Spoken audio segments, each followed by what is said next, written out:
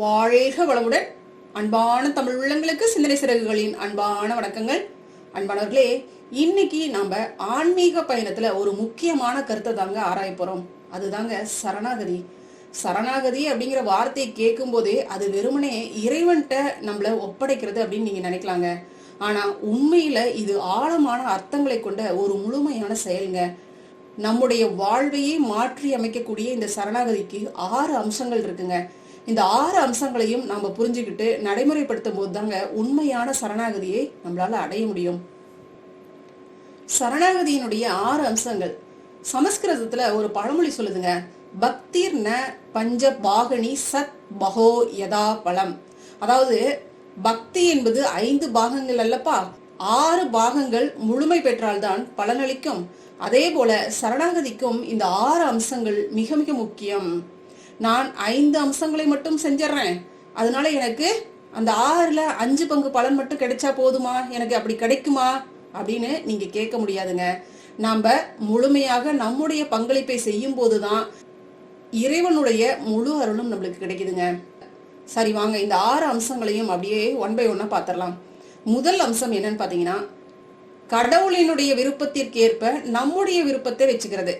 அதாவது அவர் எதை விரும்புகிறாரோ அதையே நாமும் விரும்புவது. மகத்தான பக்தையாகிய மீராபாய் சொன்னது போல, ஸ்ரீகிருஷ்ணர் என்னை சிரிக்கச் செய்தால் நான் சிரிப்பேன், அவர் என்னை அழச் செய்தால் நான் அழுவேன், அவர் என்னை புறக்கணித்தால் அதுவும் சரிதான், அவர் ஒரு சுதர்சன சக்கரத்தால் என்னை கொல்ல விரும்பினாலும் அதுவும் நல்லதே, அவரே என் தனிப்பட்டவர், அவர் விரும்புவதே நான் விரும்புவது. இதுதாங்க உண்மையான சரணாகதி. நம்முடைய வாழ்க்கையிலும் நல்லது நடந்தாலும் சரி, கஷ்டங்கள் வந்தாலும் சரி, அவை அனைத்தும் இறைவனின் விருப்பம் தான் அப்படின்னு நம்ம ஏற்றுக்கொள்ளும் போது தாங்க நம்ம இறைவனை அடைவதற்கான முதல் படிநிலையா இருக்கு. இந்த மனப்பான்மை நம்ம கிட்ட வந்துருச்சுனாலே நம்ம இறைவனின் சேவகர்கள் என்ற உணர்வை நம்ம கிட்ட உறுதிப்படுத்துதுங்க. இதுதாங்க சரணாகதிக்கான முதல் அம்சமே. இரண்டாவது அம்சம் கடவுளின் விருப்பத்திற்கு எதிராக விரும்பாமல் இருக்கிறதுங்க.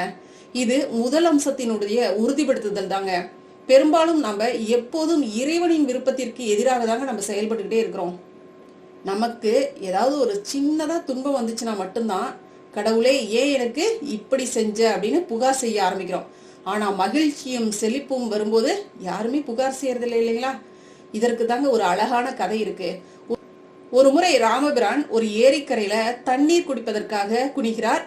அப்போது அவரது வில்லின் அம்பு தவறுதலாக ஒரு தவளையின் மேல் பட்டு அது கடுமையாக காயமடைகிறது. ராமர் தவளையை பார்த்து, என் அன்பே, இவ்வளவு பெரிய காயம் ஏற்பட்ட பிறகும் ஏன் நீ சத்தம் போடவில்லை? நான் உனக்கு கொடுத்த இந்த குரல் பெட்டி என்ன ஆச்சு அப்படின்னு கேக்குறாரு. அப்போது அந்த தவளை ஒரு ரிஷியின் குரல்ல சொல்லுது, ஐயா, என் வாழ்நாள் முழுவதும் நான் ஒவ்வொரு சங்கடத்திலும் உங்களைத்தான் நான் அழைத்திருக்கிறேன். இன்று நீங்கள் என்னை மிதிக்கிறீர்கள், நான் வேறு யாரை அழைக்க முடியும்? ஆனால் நான் புகார் செய்யவில்லை, இது என்னுடைய கர்மாவின் விளைவு என்று எனக்கு தெரியும். நீங்கள் என் கர்மாவின் பலனை எனக்கு கொடுக்கிறீர்கள், நீங்கள் என் கர்மாவை எரிக்கிறீர்கள். இந்த துன்பத்தை தாங்கும் வலிமையை தரும்படி மட்டுமே நான் உங்களிடம் பிரார்த்தனை செய்து கொண்டிருந்தேன். ஆமாங்க, கடவுள் நமக்கு எப்பேற்பட்ட தர்ம சங்கடமான சூழ்நிலைகளை கொடுத்தா கூட எந்த விதமான முரண்பாடுகளும் தெரிவிக்காம அதை ஏற்றுக்கொள்வது, அதாவது மனப்பூர்வமாக, இப்ப இந்த தவளை மாதிரி மனப்பூர்வமாக ஏற்றுக்கொள்வது தாங்க சரணாகதியினுடைய இரண்டாவது அம்சங்க. மூன்றாவது அம்சம் என்னன்னு பாத்தீங்கன்னா, கடவுள் எப்போதும் என்னை பாதுகாக்கிறார் அப்படிங்கிற உணர்வு இருக்கணுங்க. அவர் நம்முடைய நித்திய தந்தை என்ற ஆழ்ந்த நம்பிக்கை நம்மளுக்கு இருக்கணுங்க. ஒரு முறை ஒரு சின்ன பொண்ணு விமானத்துல தனியா பயணம் பண்ணிட்டு இருக்கா. அவளுடைய இருக்கை ஒரு பெரிய கோடீஸ்வரருக்கு பக்கத்துல இருக்கு. விமானம் கிளம்பியதும் எல்லாம் சாதாரணமா தான் இருந்துச்சு. திடீர்னு விமானம் கடுமையான புயல்ல சிக்கி தள்ளாடியது. விமானத்தில் இருந்து அனைவரும், அந்த பெரிய வணிகர் உட்பட எல்லாரும் பீதி அடைகிறாங்க. ஆனா அந்த சிறுமி அமைதியாக புத்தகத்தை படிச்சுக்கிட்டே இருக்கா. என்னம்மா, நீ எப்படி இவ்வளவு அமைதியாகவும் தைரியமாகவும் உட்கார்ந்துட்டு இருக்கிற, உனக்கு பயம் இல்லையா அப்படின்னு கேக்குறாரு. அங்கிள், விமானி தான் என்னுடைய அப்பா, அவர் தான் என் வீட்டிற்கே அழைத்து செல்ல போறாரு அப்படின்ற ஆழ்ந்த நம்பிக்கையோட அந்த குழந்தை பதில் அளிக்குதுங்க. அன்பானவர்களே, அந்த சிறுமிக்கு இருந்த அதே நம்பிக்கை தாங்க நம்மளுக்கும் தேவை. நம்முடைய வாழ்க்கையினுடைய விமானி யாரு அப்படின்னு பார்த்தோம்னா இந்த இறை சக்திங்க, இந்த பிரபஞ்ச பேராற்றல், நம்முடைய நித்திய தந்தை. அவர் நம்மை கவனித்துக் கொள்வார் என்ற நம்பிக்கை நம்மளுக்கு வேண்டுங்க. ஒரு பக்தர் சொல்றது மாதிரி, நான் என்னுடைய வாழ்க்கையை பற்றி ஏன் கவலைப்படணும்? நான் என் தாயின் கருவறையில 9 மாதங்கள் இருந்தபோது அவர் என்னை பாதுகாத்தார். நான் வெளியே வந்தபோது தாயின் பாலுக்கு ஏற்பாடு செஞ்சு கொடுத்தாரு.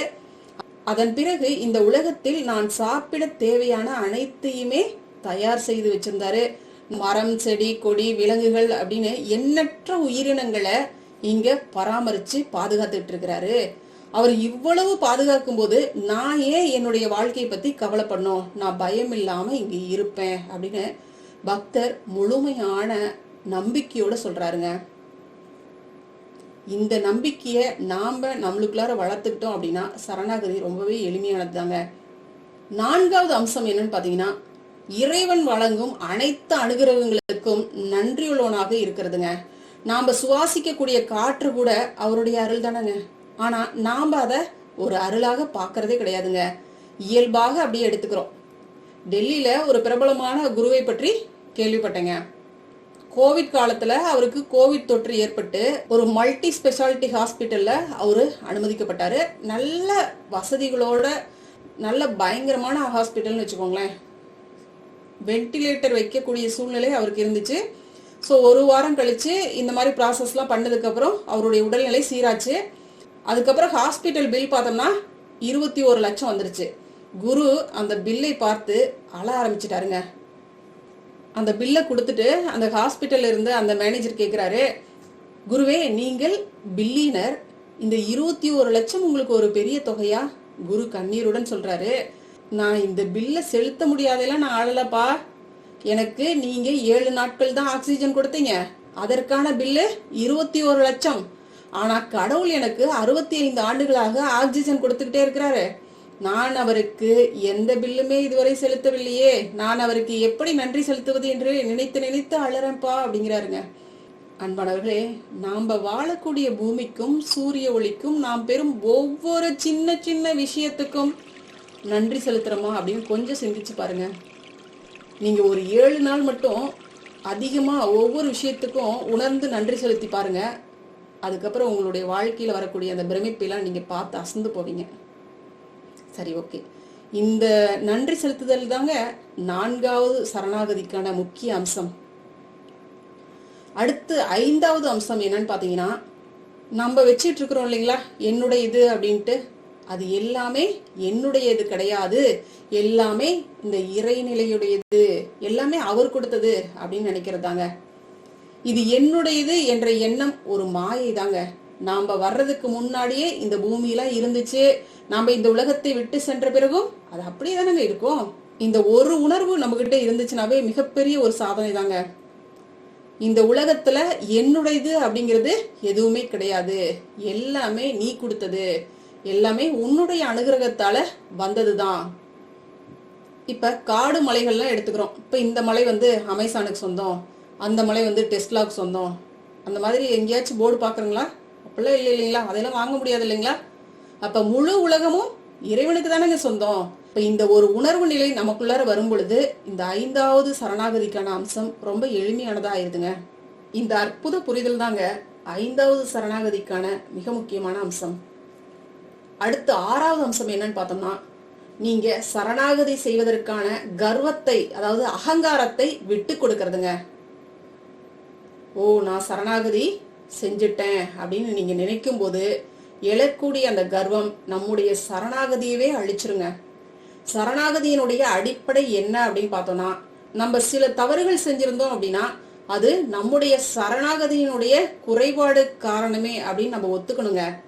உங்களுக்கு தெரியுங்களா, நோபல் பரிசு பெற்ற கவிஞர் ரவீந்திரநாத் தாகூர் தன்னுடைய கீதாஞ்சலியில் சொல்றது என்னன்னா, ஓ பகவான், என் கவிதையில் ஏதேனும் நல்லது இருந்தால் அது உங்கள் ஆசீர்வாதத்தினால்தான், ஏதேனும் தவறுகள் இருந்தால் அது என்னுடைய தவறான செயல் அப்படின்னு சொல்லியிருப்பாருங்க. ஆமாங்க, சரணாகதி செய்வதற்கான பெருமையை மட்டும் கைவிட்டுறணுங்க. நான் அவ்வளவு சாக்ரிஃபைஸ் பண்ணியிருக்கேன், நான் எப்பவுமே இந்த மாதிரியான சிந்தனைகள்ல தான் இருப்பேன் அப்படின்னு உள்ளூரவும் அந்த கௌரவம் இருக்கக்கூடாது, வெளியிலையும் நம்ம தம்பட்ட அடிச்சு கூடாதுங்க. அது முக்கியமான விஷயங்க. அப்பதாங்க நம்ம சரணாகதி முக்தியினுடைய நிலையை அடைய முடியுங்க. மகரிஷி பதஞ்சலி தன்னுடைய யோக சூத்திரத்துல ஈஸ்வர பிரணிதானா அப்படின்னு பாருங்க. அதாவது பகவானிடம் மனதை ஈடுபடுத்துவதன் மூலமும் அவரிடம் சரணடைவதன் மூலமும் மனதை நம்மளால கட்டுப்படுத்த முடியும் அப்படின்னு சொல்றாருங்க. நீங்க பகவானிடம் சரணாகதி செய்யும் போது மட்டுமே உண்மையான வெற்றியை அடைய முடியும். இந்த 6 அம்சங்களையும் நம்முடைய வாழ்க்கையில கடைபிடிச்சு உண்மையான சரணாகதியை நம்ம அடையலாங்க. அன்பானவர்களே, நம்ம சரணாகதி பத்தி பார்த்த இந்த 6 அம்சங்களும் கடவுளிடம் நாம வச்சிருக்கக்கூடிய நம்பிக்கையினுடைய ஆழத்தை காட்டுதுங்க. சரணாகதி அப்படிங்கிறது கடமை கிடையாதுங்க. அது நம்முடைய மனதின் ஆறுதல். நம்முடைய வாழ்வின் ஒவ்வொரு கணமும் நம்முடைய இறைசக்தி தான் நம்மளை இயக்கிக்கிட்டு இருக்குது அப்படிங்கிற உணர்வுங்க அது. இந்த 6 ரகசியங்களையும் நம்ம உள்ளபூர்வமா, இதயபூர்வமா, ஆத்மார்த்தமா ஏத்துக்கிட்டோம் அப்படின்னா நம்முடைய வாழ்க்கையில வரக்கூடிய இன்ப துன்பங்கள் எதுக்குமே நம்ம பயப்பட வேண்டிய அவசியம் இல்லைங்க. நம்ம அமைதியையும் முழுமையையும் அற்புதமாக உணர முடியுங்க. இதுதாங்க உண்மையான சரணாகதி நம்ம கொடுக்கக்கூடிய அற்புதமான ரகசியம். அன்பானவர்களே, இந்த ஒரு கேள்வி மட்டும் உங்களுக்குள்ளார கேளுங்களேன். உங்களுடைய வாழ்க்கையினுடைய பைலட், அதாவது விமானி யாருன்னு கேளுங்களேன். உங்களுடைய கவலைகள், பயங்கள், சந்தேகங்கள் இது எல்லாத்தையும் நம்மளை இயக்கக்கூடிய விமானிகிட்ட ஒப்படைச்சிருங்க. சரணாகதி அப்படிங்கிறது கடவுளை பற்றி மட்டும் கிடையாதுங்க, அது உங்களை பற்றியதுங்க. உங்களுடைய அகங்காரத்தெல்லாம் கைவிட்டுட்டு முழுமையான அன்புக்கு உங்களை அர்ப்பணிக்கிறதுங்க. நம்முடைய வாழ்க்கை பயணம் பார்த்தீங்கன்னா ஒரு நீண்ட ஓட்டங்க. சில சமயங்கள்ல நம்ம தடுமாறலாம், விழலாம். ஆனா சரணாகதி என்ற இந்த பிரகாசமான ஒளி நாம் தனியாக இல்லை என்று உணர்த்துதுங்க. எதிர்கால கவலையா இருந்தாலும் சரி, கடந்த கால வழிகளா இருந்தாலும் சரி, அப்படியே இறைநிலையிட்ட கொடுத்துருங்களேன். அவரு உங்களைய ஒருபோதும் கைவிட மாட்டாருங்க.